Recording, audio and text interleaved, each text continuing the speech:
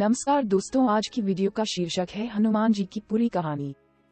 हनुमान को महादेव का 11वां रुद्र अवतार माना जाता है।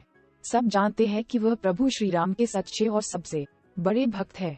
हनुमान का जन्म अंजनी पर्वत पर माता अंजनी के कोख से हुआ था। उनके पिता का नाम वानरराज केसरी था।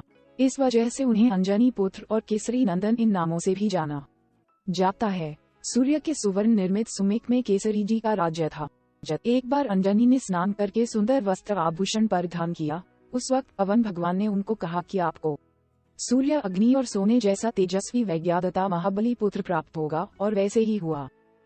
श्री राम का निष्ठावान सेवक भक्त जानकर हनुमान जी से हम सब परिचित है। हनुमान को असीम भक्ति और असीम विनम्रता ऐसे अनेक गुणों से पहचाना जाता है। हनुमान की जन्म की कथा ये श्री राम जी के जन्म से जुड़ी हुई है। अंजनी को संतान प्राप्त हो सके, इसलिए वह भगवान शंकर जी की पूजा कर रही थी। आज भी शिव भक्त महाशिवरात्रि को शंकर जी की उपासना करते हैं। इस बीच अयोध्या के राजा दशरथ और उनकी 3 रानियां भी उनको पुत्र प्राप्ति हो सके, इसलिए भगवान की आराधना कर रही थी। उन्होंने अपने गुरु के मार्गदर्शन से संतान प्राप्ति के लिए पुत्र कामेष्टि यज्ञ किया। यज्ञ के समापन पर तीनों रानियों को भगवान से खीर प्रसाद में मिली। भगवान रानी कैकेयी के खीर दे रहे थे, तब एक पंछी वहां पर आया और पंछी ने अपनी चोंच से मुंह में खीर भरकर वहां से उड़ गया, पर उड़ते समय उसके चोंच से वह खीर अंजनी के हाथ पर गिरी। अपने हाथ में गिरे हुई खीर अंजनी ने भगवान का प्रसाद समझकर खा लिया। दिव्य प्रसाद के प्रभाव में अयोध्या के तीनों रानी और अंजनी इन सबको पुत्र हुए। केसरी और अंजना, इनको जो लड़का हुआ वह ईश्वर अवतार दिख रहा था। उन्होंने उसका नाम मारुति पवन रखा। वायुदेव की वजह से, उनकी शक्ति के वजह से वह फल खीर अंजना के हाथ में आया था। इस वजह से मारुति को पवन पुत्र भी कहते हैं। शंकर जी की कृपा से होने वाला ये बलवान मारुति रुद्रावतार मतलब शंकर जी का अवतार होने की श्रद्धा से लोग उन्हें मानते हैं। बचपन से मारुति को बहुत सारी शक्तियां प्राप्त हुई थी। एक दिन सूर्य उदय के समय उसके छोटे से लाल रंग के सूर्य को देखकर मारुति को वो सुंदर लड्डू लग रहा था। उसको निगलने के लिए हनुमान ने उड़ान भरी। इंद्रदेव के साथ साथ सभी देव भयभीत हो गए। इंद्रदेव ने सूर्य और पृथ्वी को बचाने के लिए अपना हथियार मारुति की तरफ से मारा। इस वजह से मारुति मूर्छित हो गए।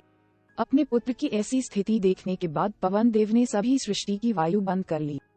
उस वजह से सभी जानवर और इंसानों का अस्तित्व खतरे में आया।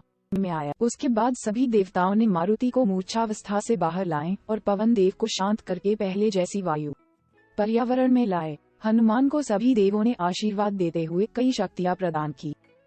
ब्रह्मदेव ने अमितायु, इंद्रदेव ने वज्र से पराजित न होने का, सूर्य देव ने अपने शतांश तेज से युक्त और संपूर्ण शास्त्रों में निष्णात होने का और पानी से अभय रहने का, यम जी ने यमदंड से अवध और पत्थर से नष्ट न होने का, शंकर जी ने अजय योद्धा पर विजय प्राप्त करने वाला और विश्वकर्मा ने सभी प्रकार के असहयोग अस्त्र और शस्त्र कभी भी क्षति न होने वाला वर दिया।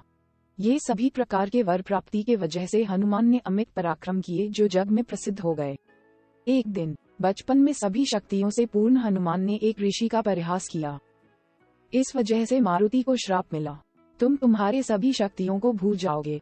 कई सालों बाद सीता को ढूंढते समय समंदर लांघने से पहले जामवंत ने हनुमान को उसके शक्तियों की याद दिलाए। श्री राम, सीता और लक्ष्मण जब वनवास में थे, उस वक्त रावण ने सीता का हरण करके लंका में लाया। राम लक्ष्मण सीता को ढूंढ रहे थे, तब उनकी हनुमान से भेंट हुई। इधर से आगे हनुमान सीता को ढूंढने लगे। रावण से लड़ाई करके राम की मदद की और आगे जिंदगी भर राम की मन से भक्ति की। उस वजह से जिस जगह राम का मंदिर है, उसके बाजू हाथ जोड़े हुए हनुमान की मूर्ति होती है। वे महादेव का अवतार होने से उनमें बहुत सामर्थ्य है। राम भक्ति करते समय उनमें विष्णु तत्व होने के कारण उनमें स्थिति का भी सामर्थ्य आ गया। हनुमान में ब्राह्मण तेज और शास्त्र तेज दोनों होने के कारण युद्ध के वक्त वह उसका अच्छे से इस्तेमाल करते थे। ऐसा बोला जाता है, महाभारत के युद्ध में श्री कृष्ण ने हनुमान को अर्जुन के रथ पर स्थान दिया था। तभी हनुमान ने रथ और अर्जुन पर आने वाली अस्त्र और शस्त्र हवा में नष्ट कर दिए। ऐसा बताया जाता है, हनुमान शक्ति सामर्थ्य के लिए जितना प्रसिद्ध है, उतना ही वह बुद्धि के लिए भी जाने जाते हैं। बचपन में हनुमान ने गुरुकुल में जाकर बहुत सारी विद्या सीखी थी। वानरों का युद्ध करने की विशिष्ट तरीका मारुति ने सीखा। हनुमान को खूब सारी भाषाएं भी आती थी। इसलिए राम लक्ष्मण की खबर निकालने के लिए सुग्रीव ने हनुमान को भेजा था और इसीलिए सीता को ढूंढने के लिए हनुमान को भेजा गया। समुद्र लांघना, समुद्र पर सेतु खड़ा करना, दुश्मनों का नाश करना, लक्ष्मण के लिए संजीवनी बूटी लाना, इससे हनुमान की शक्तियों का अंदाजा मिलता है। हनुमान चिरंजीवी मतलब अमर है, ऐसी भक्तों की धारणा है। इस वजह से आज भी भक्त बोलते हैं कि वह भक्ति रूप में अभी भी जिंदा है। हिंदू धर्म में हनुमान जयंती यह बड़े आनंद से और उत्साह से मनाई जाती है।